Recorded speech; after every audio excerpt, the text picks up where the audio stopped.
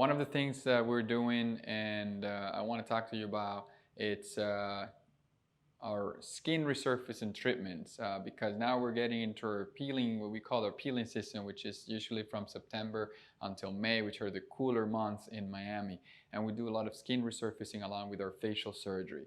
So many people have questions about TCA Chemical Peels versus CO2 Laser Resurfacing. These are my two favorite skin resurfacing modalities. They are a little bit more aggressive than the normal peeling that you can get an esthetician. Those are great for doing every month and to kind of maintain your skin. But when you really want to reverse sun damage and take away everything that happened over the summer, you should look into one of these two treatments, either a TCA chemical peel, which for those it's based on the percentage, how much results are you going to get. So I prefer one that is about 20%, which it's really good to be done in the office because it's not too strong, but it really gets you into that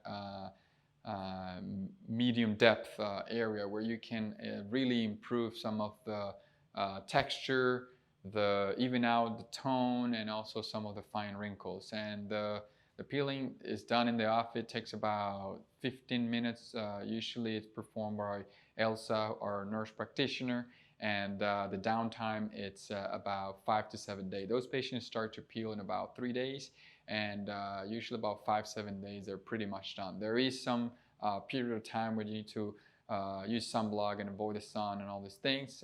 They do come and package with our prep skin, because it's very important to prep the skin so that the actual peel can get down into the layer or the depth that we want it. So that's a TCA chemical peel. Now CO2 laser resurfacing, it's a little bit more involved, and in those cases actually also I like to do them so that they penetrate into the medium depth. When we get to that medium depth, we really start to heat up the collagen, which remodels, and over time it causes some tightening of the skin. So it also helps to restore the texture, pores, even out the tone, and actually some of the fine wrinkles. And this one can be done also as an isolated procedure, but most patients where I perform a CO2 laser resurfacing, we do them in the operating room at the time of me performing their facelift and their neck lift or their eyelid surgery. So a lot of our facial surgery patients during this time, they elect to have also more aggressive skin resurfacing, either with a TCA or a CO2. And you can actually call the office.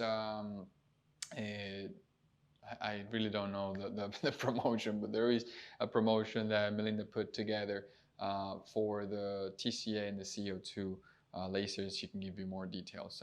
But just remember, peeling seasons from September to May. This is the time to get your skin in a better state. Some people are asking if those treatments are painful or not. If they're painful? I wouldn't say painful, but they do feel maybe like a sunburn. The TCA peel, it's more light.